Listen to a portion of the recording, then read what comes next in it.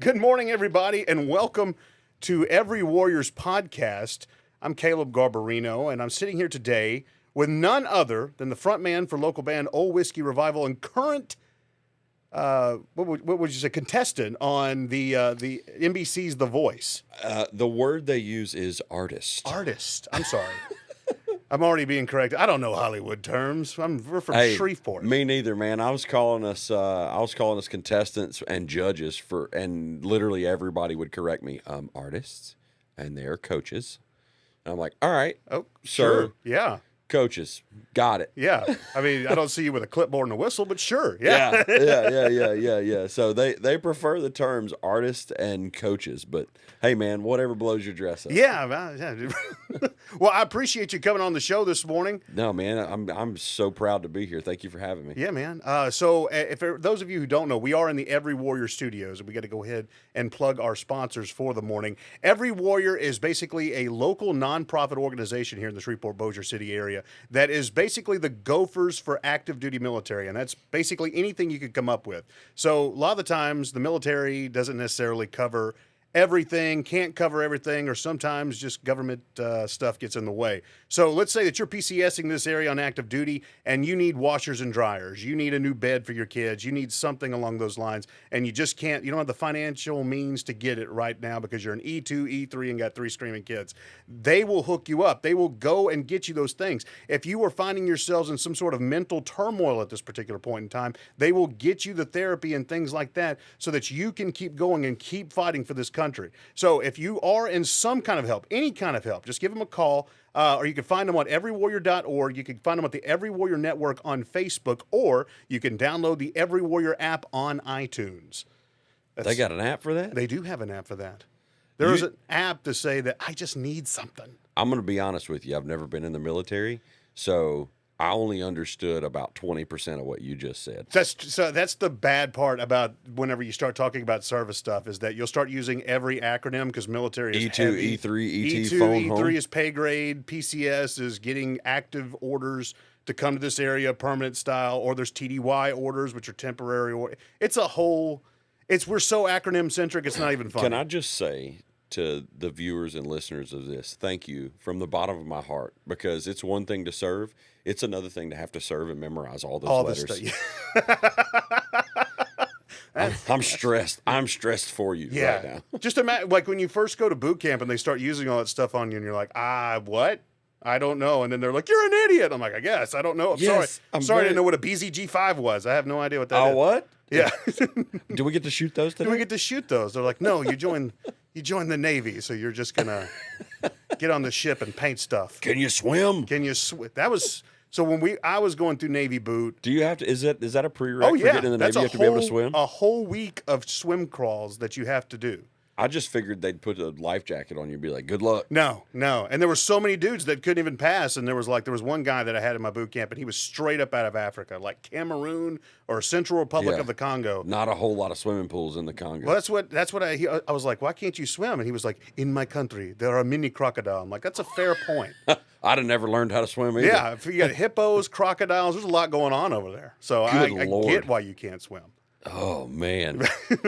It's so good to be here. I appreciate everything that this organization does for our service members. I had a grandfather that served. What branch of service? He was in the Army. Was he? Yep. He was in the... don't get me lying at what the battalion and everything was, but he was in the field artillery, 100 years ago. And he was a forward observer. In the field artillery in World War II, back before they had like radar and satellites and things to be able to shoot things from a long way away. No, it was spot and write it down. No, he had to go look at it and like put eyes on it and write it down and call it in. Yeah. He's got some pretty wild stories. Is he still alive? No, we lost him about 10 years ago. Oh man, he passed. He was a week shy of 95. Wow. Yeah. So there's actually a really great Norton Art Gallery did a oral history project, and he was a part of that. And so he sat down with those interviewers and told basically his story of like being in the service. And I'm not even sure how you would find that. Do you remember if he was European or Pacific theater? He was in the European theater. He was in the Ardennes. Wow. So he actually directed support fire for Battle of the Bulge, where his CO was killed in action, or maybe not killed in action, or critically wounded. Maybe it took him out of the fight Yeah. to the point that my grandfather had to take over their unit, and he was wounded in action and was actually awarded the Bronze Star. They gave it to him in the field, General Reinhardt, and there was a big. I remember all this because I have his Bronze Star and the newspaper clipping from the Mansfield Enterprise. I was just going to ask if you still had it. I still have it. He gave it to me for my 13th birthday.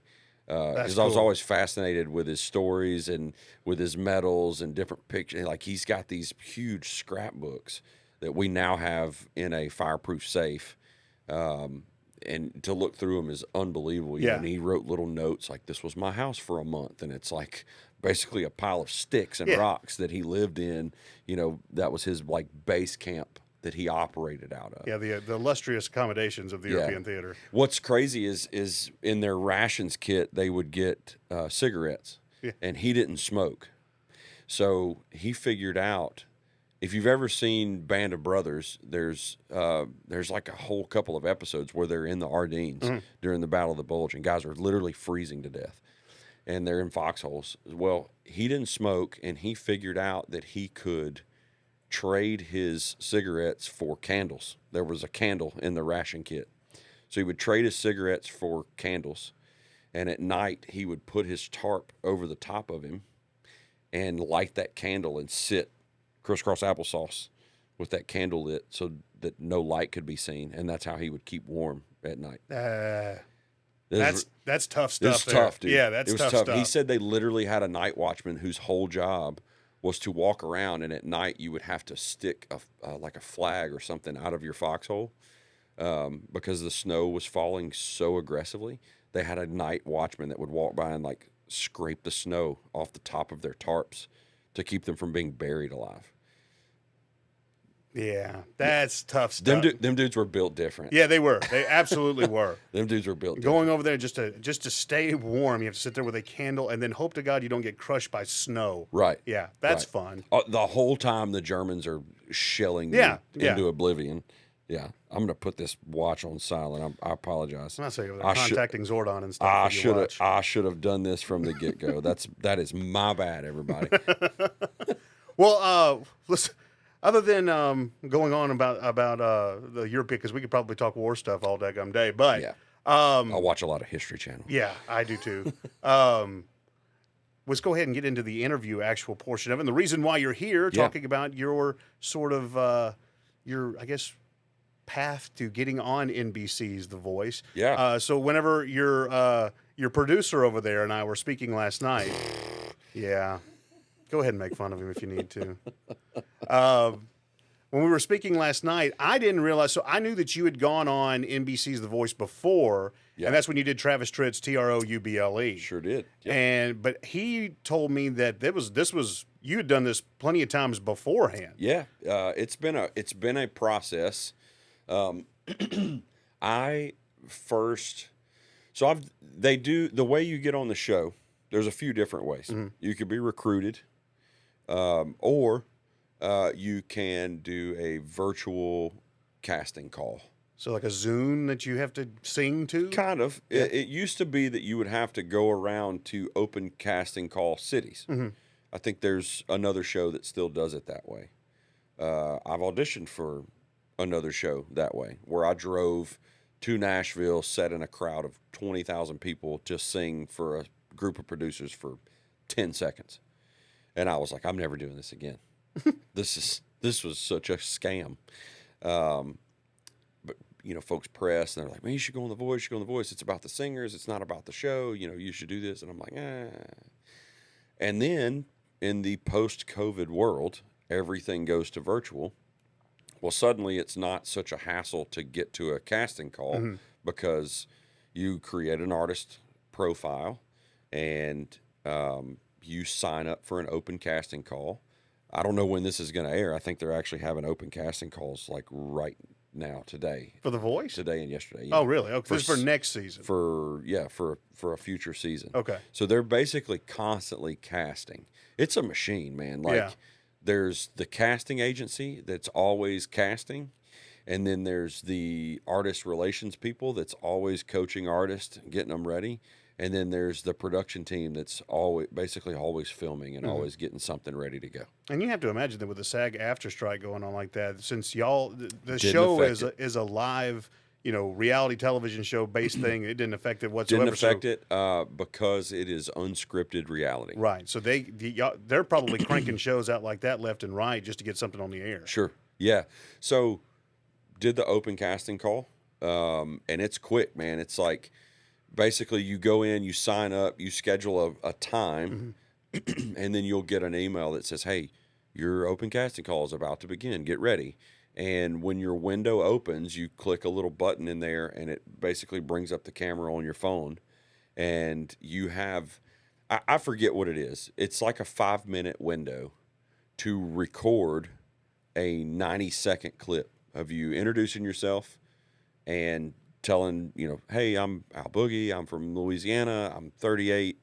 I'm singing, Mary Had a Little Lamb. What did you sing when you had to do that one? I can't remember what I sang the very first time. I did Where Rainbows Never Die by the Steel Drivers at one time.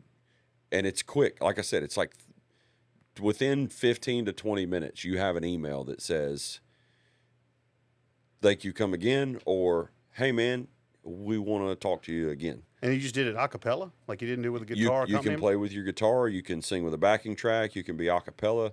Dealer's choice on that one. The one that got me a callback was Freddie King's Sugar Sweet. It's a somewhat obscure blues song. It's funny how it happened because I'd already auditioned a few times or submitted a casting audition and got no response. So I had signed up for it again and then forgot about it. And I'm sitting in my office working one day. I get a notification. I look down. Your open casting call is about to begin. I'm like, oh my God. I was like, I forgot I did this. And then I was like, oh well, whatever.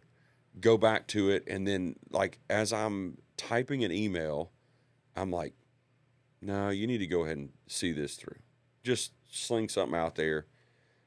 Get the email. So you were kind of already over it. You were just like, I just want to go back to work. I was basically over it. Yeah. Because I wasn't prepared. I'd forgotten about it. I had a pearl snap on the couch in my office. I had a cowboy hat hanging up.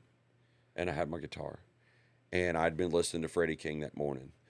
And I literally threw the cowboy hat on, threw a pair of sunglasses on in my pearl snap, turned my phone on. It's like, it's about to begin. And I was like, I don't even know what I'm going to play. I was like, I'll play some Freddie King. I'll just mess around. So I pull the lyrics up just to make sure I don't goof anything.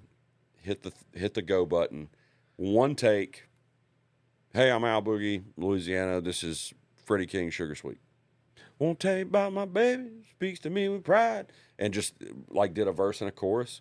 Hit submit, took the glasses off, hung my cowboy hat up, threw my pearl snap back over here, went back to work. And didn't think nothing about it. I was like, whatever. I did it. Went back to work. 20 minutes later, get an email. I was like, oh, here's the email. Click, open. Hey, Mr. Trogel, we loved your rendition of Freddie King Sugar Sweet. We'd like to speak to you for a callback. And I was like, about to say. I was like, what? I was like, look at this. And dude, the next day I had an interview, like a quick 20, 30 minute, hey, I just want to talk to you and make sure you're not a serial killer interview with a casting that makes agent. Sense. It's smart on their play, I think. And he was like, all right, man, cool. And that was over Zoom. He was like, all right, cool. I'm going to send you an email with some stuff. Like, just look through it and get it done, and we'll be in touch. Dude sends me an email with the application and all the paperwork you've got to fill out. And there's like a survey, and it's basically a written interview. You're telling your life story, fill all that out, send it back in. They hit me back up. They're like, hey, you've been selected for an executive callback. We need you to submit 3 videos. We want you, if you're playing an instrument, you need to do at least one with a backing track. We need at least one slow song. We don't want any microphones. Like, there's all these rules to it, right? Yeah. They want to make sure that you can sing. And that's very important, right? Because that's what this show's centered. It is the voice. So I film these videos of me singing. I do one with a karaoke track, and I send it in with this huge application, and I hear nothing. For how long? I don't know, maybe a month. Wow. No, that's Maybe a month. a lot of anxiety going into that. I asked them at one point, I was like, how many of these things do you think you get? And they're like, between 40 and 50,000 per season. So somewhere in the neighborhood of 45,000 submissions is what they sift through. And they've got a casting producer just sitting there watching these 90-second videos. Just boop, no, boop, no, boop, no. Oh, swipe right. Yeah, let's give this one a call back. Yeah. Let's talk to this guy. So month goes by, I get an email. Or no, I didn't get an email. I'm sitting on my couch at the house. I get a call. Don't recognize the number. I love messing with scammers. So I answered, and I go, what? That's how I answered the phone. Ring, ring. What? Al? I'm like, who is this? She's like, hey, this is such and such with NBC's The Voice. And I'm like, no shit. And she's like, yeah. I was like, I'm so sorry I answered the phone that way. I thought you were fixing to scam me for my credit card information. She's like, no. I'm like, what? What's up? Did I need to do something? Like, did my packet not come through? Like, you need me to refilm a video? What? She's like, oh, no. We got all that. It looks great. We were wondering if you'd like to come to Los Angeles and audition for a blind audition. I'm like, shut up. She's like, no, I won't. And so, yeah, so she called me, let me know, and I fly out there. And do they cover the flight and all that stuff? oh yeah, Yeah. oh yeah. They bring, at that point they bring you out. It used to be back in the day you'd have to follow them to whatever city they were doing the open casting calls. Yeah. And then if you got a callback, you would fly yourself to LA for executive callbacks, and you would do all that in person and on your own dime. And then if you made it through that, then they start covering travel for the actual process of the blinds. So now they cover everything, for the most part. Well, yeah, because everything's virtual Yeah. up until the point you go out for blinds. No, that So, makes sense. It actually works out better, I think. went out for blind auditions, made a bunch of awesome new friends. Yeah. How many people would you say were selected out of the 40 to 50,000 that the little producer guy went through? Like, what would you say your percent chance was of getting on? I'll say this. That's kind of a little bit of how the sausage is made. Yeah. I'll tell you, there ain't 45,000 people going out there. No, for sure. No, you can tell that just by watching the show. Yeah. So the number of people they bring out varies season to season. Mm-hmm. And I found this out, being in the biz, if you will. The fall season is usually like, that's the big time primetime season. Like, that's when your favorite shows come out, right? Yeah. All the new season Coming for your back from favorite summer, shows yeah. come out in the fall after the summer's over with. Springtime, that's when you get the Wipeouts and the little silly shows like that. There is a Voice in the spring. It's the same show, same producers, but it's an abbreviated version. It's scaled down. It's scaled down. Like, when I was there for season 23, each coach got to select 10 artists. When I was there for season 24, each coach selected 14 artists. So it's a larger pool for the fall season, if that makes sense. That's pretty cool. So, but it's still it's a small number of people that get to go out there and do it, and it's an even smaller number that get to go out there and do it again.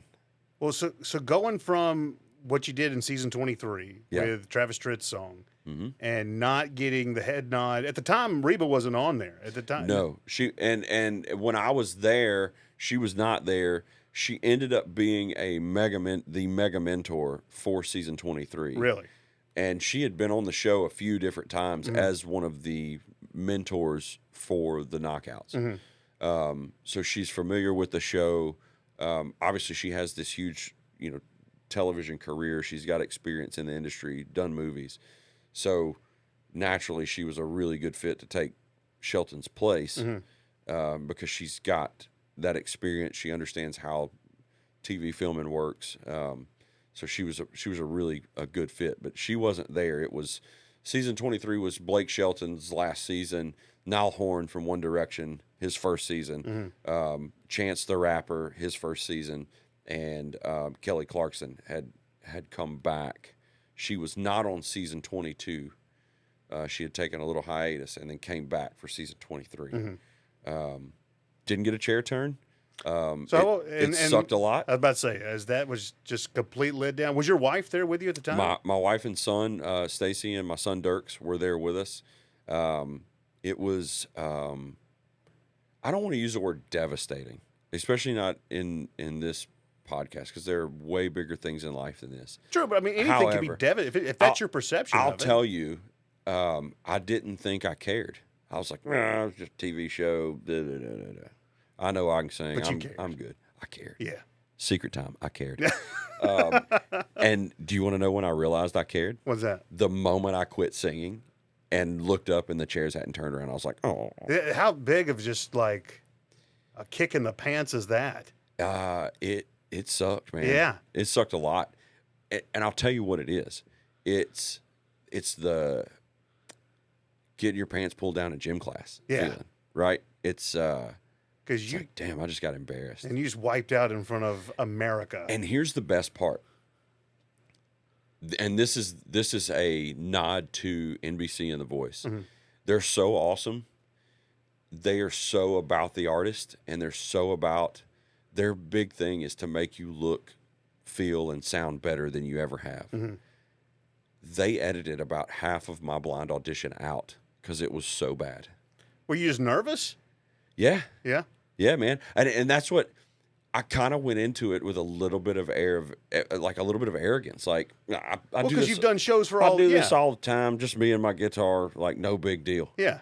And I walked out and I remember seeing like a side profile of Kelly Clarkson's face in the chair. She was wiggling around, adjusting her seat, whatever. And I just remember seeing the side profile of her face and going, oh. So you legitimately got starstruck. I was like, oh, it's happening.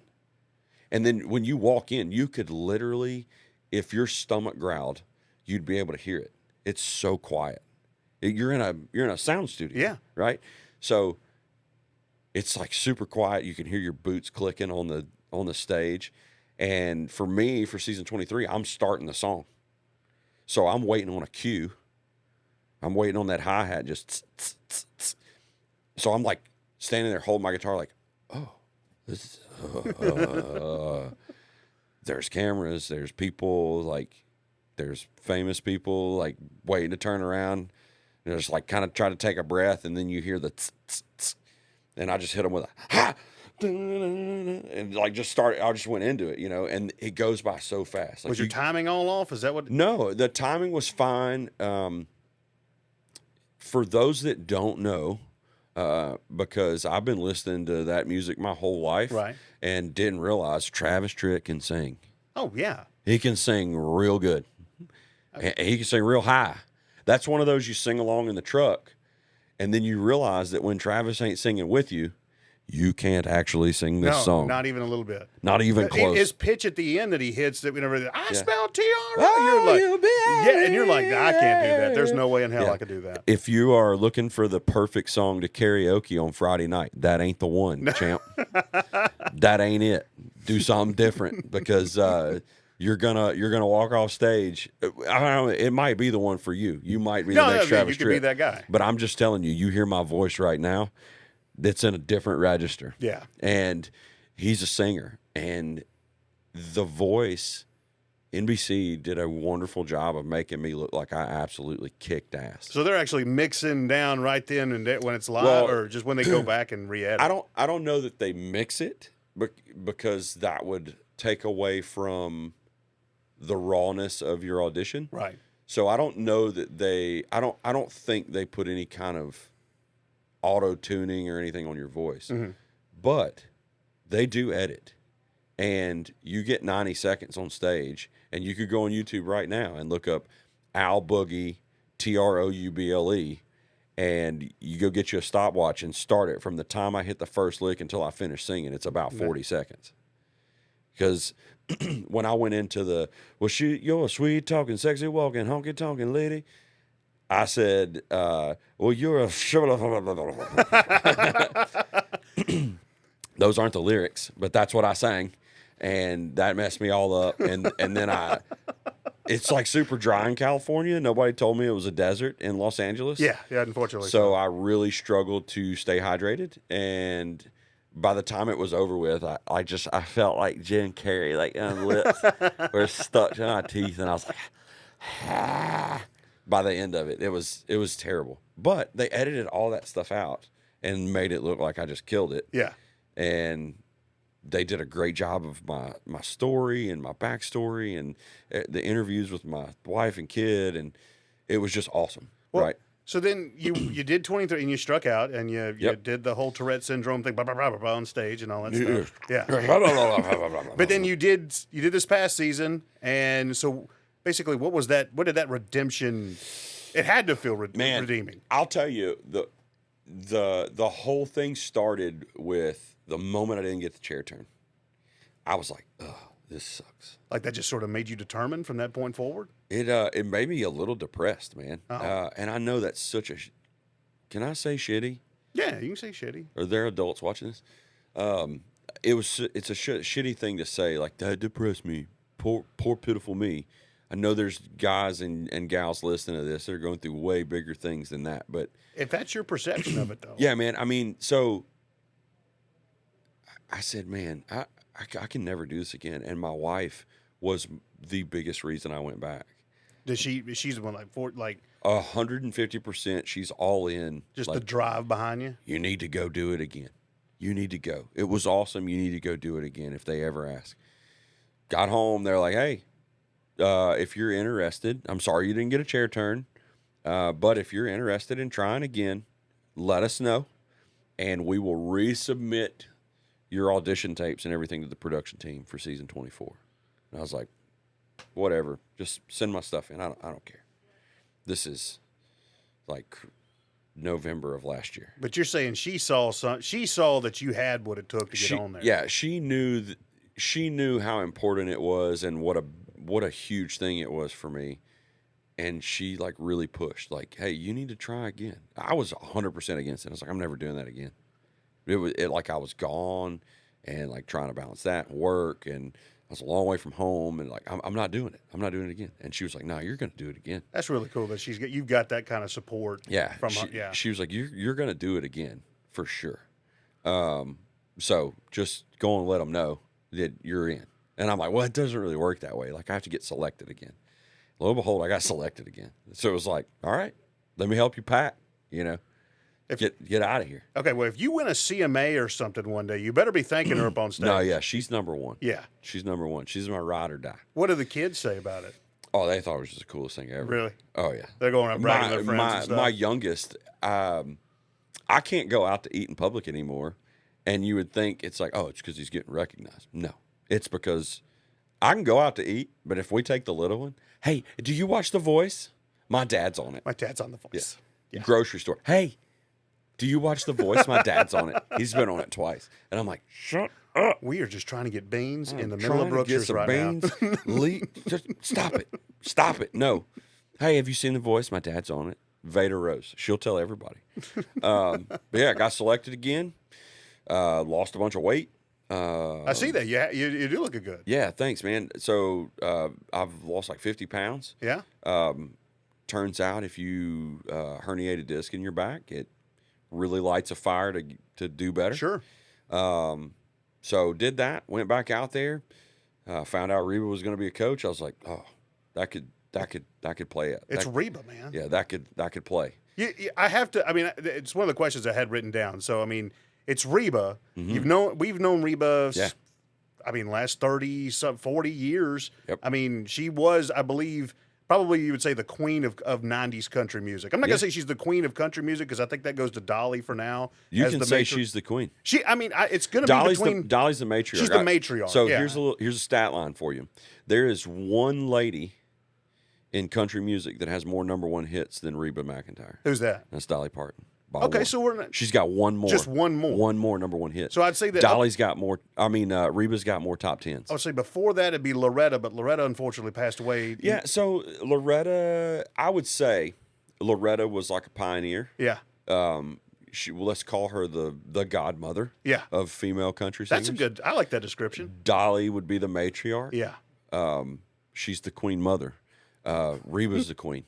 Okay, I like this sort of setup here. Reba's the queen. There's no doubt that Reba is going to go down as one of the greatest females in country music. She's and I'll tell you this, man, you don't get that being around her.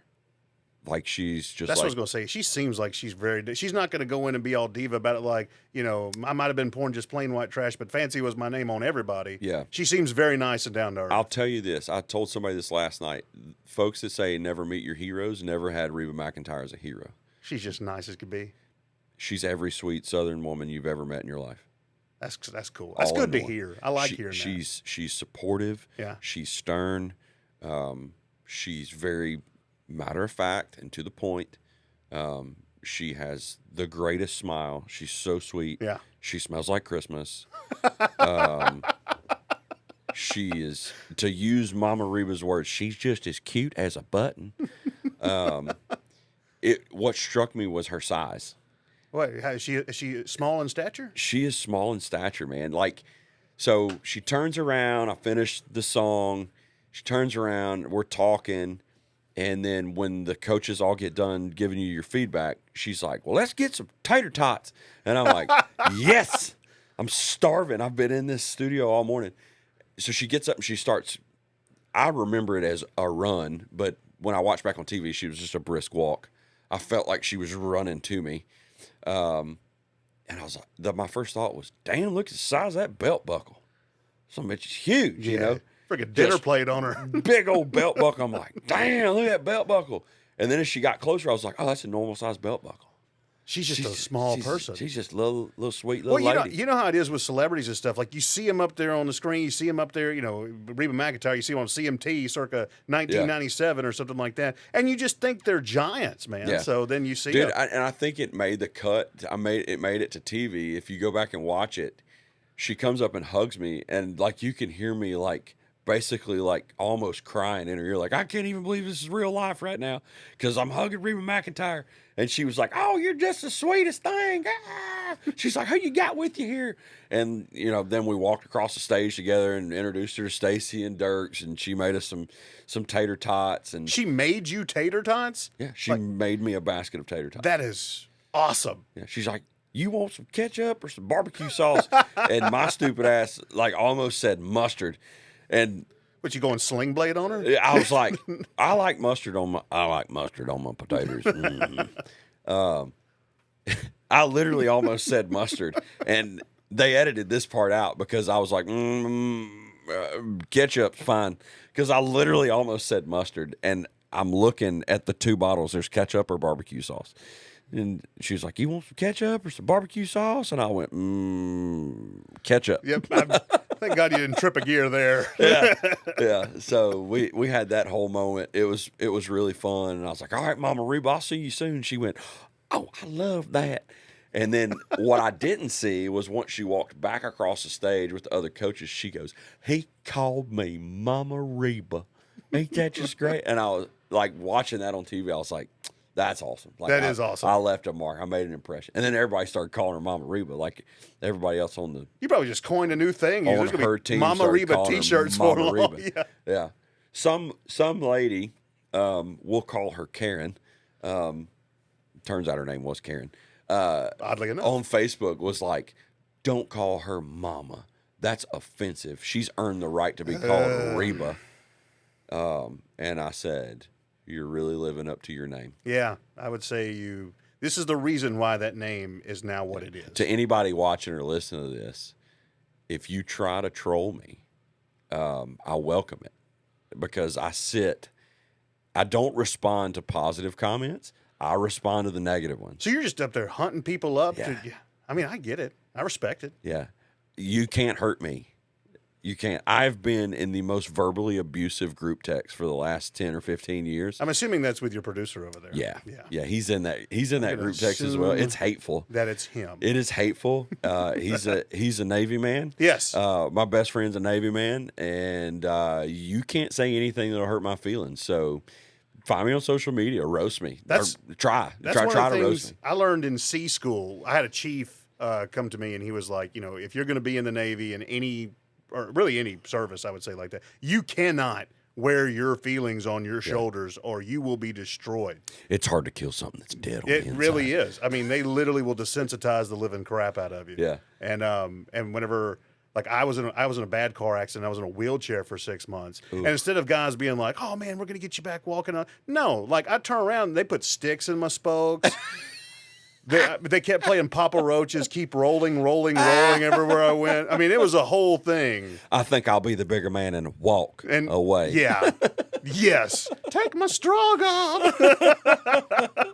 It was dead. So How about you give me a standing ovation? Yeah. That you cannot. So you got to be that way. I think whenever you're a Hollywood celebrity type. You're out there putting yourself off to the world, and there's folks that are just going to dog you. Easy now. I wouldn't call myself a Hollywood celebrity. Okay, well, I do have a little bit of notoriety around here in the Shreveport. 318. I mean, around here in Shreveport, I would say you were of the Hollywood variety. Man, I'm a big deal in Kickapoo. Yeah, big deal in Kick. I own in Shongaloo. Yeah. Keechai, I'm your dude, man. Yeah. I'm a big deal in Keechai, too. Are you? Yeah. Oh, yeah. Keechai, Kickapoo.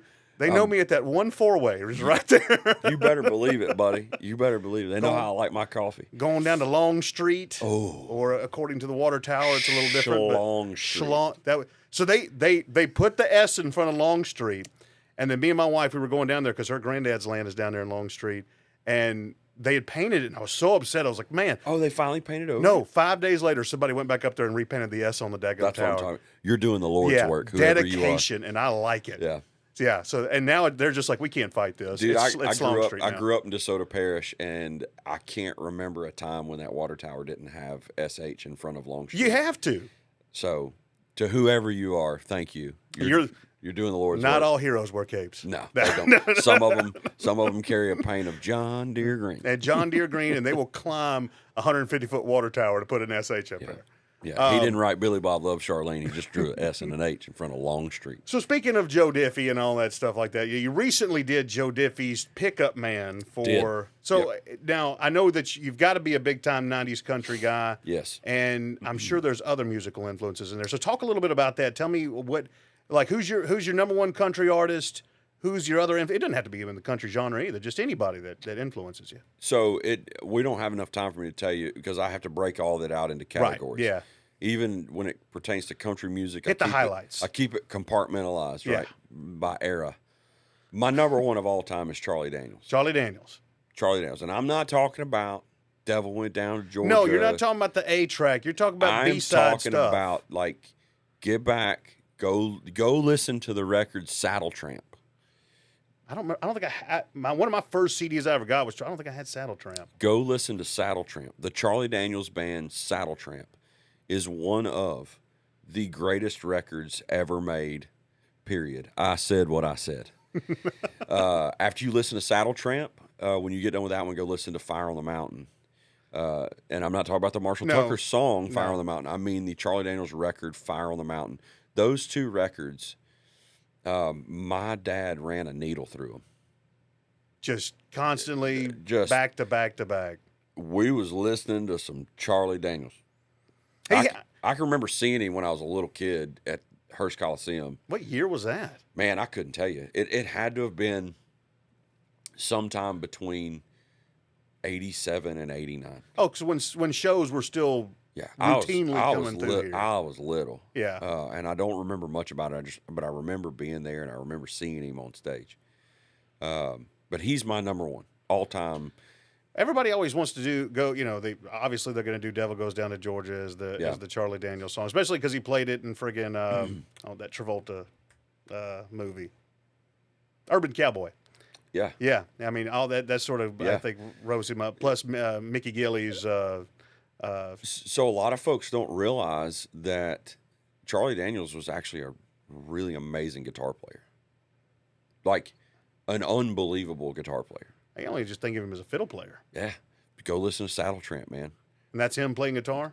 Go listen to Saddle Tramp. It's unbelievable. Him and Tommy Crane play these double lead. So in those days, the band was him, a guitar player, a bass player, a keyboard player, and 2 drummers. 2 drummers? 2 drummers. Why? That was the thing, man. The Allman Brothers had 2 drummers. I didn't know that. Marshall Tucker had 2 drummers. Charlie Daniels had 2 drummers. It brings out, and you literally, they would set them up like guitar players. You had a rhythm drummer and a lead drummer. So you got a guy in the pocket, and then you got a guy doing all the jazzy stuff. Like that 70s Marshall Tucker and Charlie Daniels stuff is so, there's so much jazz influence in it. Like they invented jam bands. Like, but without them, there is no Fish. I know the Grateful Dead was doing their thing in the 60s, but, you know. But still, other artists can have influence on other artists and change them up. Man, I'm telling you, man, the Allman Brothers, Charlie Daniels, and Marshall Tucker, anything they did in the 70s, you can't go wrong with it. Really? Yeah. Like a lot of the time that people, when they talk about Charlie Daniels Band and all that stuff, all they want to talk about is his Devil Goes Down to Georgia. But he had so many other, my favorite personally from him is Woolly Swamp. I don't know why, but I've always enjoyed that song. That's a great song. It's a great song. Uneasy Rider, it goes on a long time. It's a good song, but it goes on forever. Like if no fiddle in either one of those tunes. No fiddle whatsoever. I mean, literally, Woolly Swamp is more, I'd say more Southern rock than it is country music. He ain't just standing there singing. No. He's playing guitar on both of those tracks. That's cool. I didn't know he was playing guitar on that track. Yeah, he's incredible. Yeah. He's an amazing guitar player, or was. Rest his soul. Yeah, rest his soul. God bless Charlie Daniels and his family. So you have all of your musical influence. So Charlie Daniels and Marshall Tucker Band I heard in there. A lot of Skinnerd. I was about to say Skinnerd has to be. You look like you could be in Skinnerd right now. Yeah, that's very accurate. I'm available if Mr. Van Zant, if you're watching this somewhere. They played in Shreveport. I can't remember what year that was. I was still on the radio station when I was back on the rock station 99X. Yes. And they came with ZZ Top. Wait, you were on 99X? Yeah, What was your call sign? I was Gabe on the rock station 99X. No I was way. the guy from 9 to 2 every day. No way. Yeah. I did not know that. Yeah, they stupidly put a 20-year-old kid on the air every day. I don't Idiot. Yeah, I'm looking at him now. Like I'm 34, and I'm like, I would have never put me on the air. I don't know why you did. I'm assuming that no one else wanted the gig because that has to be just by. What was your time slot? From 9 to 2. I produced Bob and Tom in the morning, and then I went all the way to 2 o'clock every day. No way. Yeah. Never knew that. Yeah, and so when I was still on the ZZ Top played with Skinnerd. Yeah. And ZZ Top got up there, and I don't remember if it was Dusty but he got up there, and they had on FFA jackets, like Future Farmers of America, and they just sparked a blunt up on stage in front of Bossier City Police Department. And this was before, everybody was just kind of like maybe turning a blind eye to all that stuff like that. But, I mean, even BCPD was like, man, you're ZZ Top. Like, do something. You do whatever you want. But that was back when shows were coming through Shreveport routinely, and they just don't come anymore. We just don't get the musical artists. But thankfully we have good local bands, such as Al Boogie's band, Ole Whiskey Revival. So I just want to stop you real quick. It's not my band. Okay. I am in the band. Okay, I should rephrase. It's not my band. You're in a band called Ole Whiskey Revival. That's it. Your producer may or may not be in that band with you. That's right. And y'all play all the time. Hell, y'all are playing tonight. Yeah, we're playing tonight. I'm not sure when this is going to air, but yeah, we're playing tonight. Hurricane Alley has kind of become our de facto home base. I would say that's accurate. It is the premier venue to go watch live music in Shreveport Bossier. They've really done. I'm telling you, there's no better place to go watch a show. Yeah, or ball games. I mean, just anything. Watch football. There is no better place to do anything. Fill in the blank. I had my 20-year high school reunion there. Did you really? Yeah, it's easy. It's family friendly. Yeah. You've got options as far as food. You've got Bayou Axe. You've got live music. It's one of the few things in the area that I think they've put some work into. Blood, sweat, and tears. East Bank District's just really come a long way. If you see Bo and Peanut, hug their neck and tell them thank you every day. Yeah. Otherwise, this place will be dead as a doornail. And go spend money in their establishment so that it never goes away. Yeah. Because that is a gem of a place for this area. And it's when people, like, you know, I work at the base now, and like when we have guys coming in from different areas that want to tour our spaces and stuff like that, and they're like, where do you want to go? We always go there. I mean, you're not going to show them anywhere else because you're like, oh, let's sweep that under the carpet there, but we'll take you to our pride crown jewel over here. No, go spend your money at the East Bank District, because this area is lucky to have something like that there. Yeah, I would say so. Yeah, that's it. You know, I'm trying to get to the point where my night job takes the place of my day job. I think that's what you should be striving toward. Yeah. If your hobby can ever take the place of your real job, like, get after it. Yeah. And I think that's where I'm at now. So to kind of bring everything full circle is, like, my wife made me realize that this is something that I do care about. It's something that I'm kind of good at, and made me want to chase it that much harder. That's so cool that you got a number one supporter like that, because, I mean, without that, you know. Let me tell you something. She is a no limit soldier, son. Like, holds it down. Her mother got really ill over the summer, and unfortunately ended up passing away. I'm sorry. It was a very rough time for our family. Yeah. And I was in California for all of it. And she had to. And I tried to come home, and she was like, do not. She's like, do not come home. You stay right where you're at. I got this. And I'm like, what? I was like, your mom's like not doing it. You stay. You stay where you're at. My wife is a no-limit soldier. 3 kids, 2 dogs, sick, dying mother. You stay out there and chase. You go chase your dream. You do your thing. I got this. You can't beat that level of support right there. Nah. You got to really appreciate a good woman like that. No, yeah. Yeah. She would fight a grizzly bear. Yeah. And probably whip its ass. So, yeah, I can't thank her enough, and I can never repay her, because she has been the biggest driving force behind the kind of awakening of, no, I'm gonna go after this. I'm going to do it. Yeah. And we sat down and had a conversation, like, no matter what happens, no matter how the voice turns out, like, you need to be making regular trips to Nashville. Yeah. You need to be networking with all these people that you met. Because if you don't, you're going to regret that. You need to be up there writing, like, for a little while. Like, let's not get out of hand with it, but, you know, go get, like, set a goal, set a time period, go up there, start writing, start networking with people, start playing gigs, and let's see what happens. I think that's because she's got to see that talent in you. Because, I mean, you could see that when you did that last rendition of Joe Diffie, the pickup man there. I mean, you really see the talent that you have. So she's got to see that too. Yeah, I appreciate that. And I'll tell the viewers as well, I'm actually working on releasing Pickup Man as a single right now. So I mean, you did a great job on the song. So man. I've actually partnered up with Steel Records in Grand Cane, Louisiana. Yeah. And we've been in the studio working on our version of it. It's not going to be like Joe Diffie's version. It's going to be a little slower, a little swampier, a little dirtier. But yeah, you're down here in the dirty, man. We're down here in the dirty South. We're working on that right now. Look for that to be released sometime around Thanksgiving. Okay. So yeah, and then stay tuned for more, because I got some stuff in the magazine, like ready to jack another shell in there and send it down range, if you will. If you will. I'm about to say that was on par for this type of environment. There you go. All right, man. Well, look, I very much appreciate you coming on the show today. I appreciate you guys having me. Al Boogie, ladies and gentlemen, he is on NBC's The Voice. You can also hear him right here in the local town with Ole Whiskey Revival. Tune in on Mondays and Tuesdays, 8-7 Central. Monday, Tuesdays, 8-7 on NBC. On NBC, KTAL. Yeah. Channel 6. Channel 6 for the locals around here. Channel 6 for the locals. And keep in mind that we are here. Also streaming on Peacock. Oh, yeah, that's right. It is on Peacock. You're right. Streaming on Peacock. Yeah.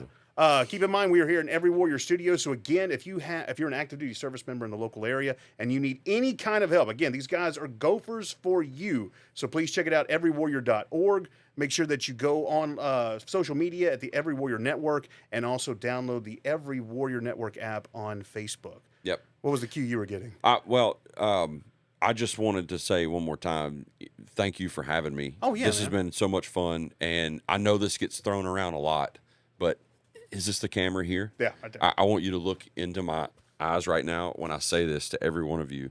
Thank you for your service. You are way better than I am. It's one of my biggest regrets in life that I did not enlist and go serve, and it takes a special person to sacrifice and serve their country. You do a thankless job for not enough money, and I appreciate what you do.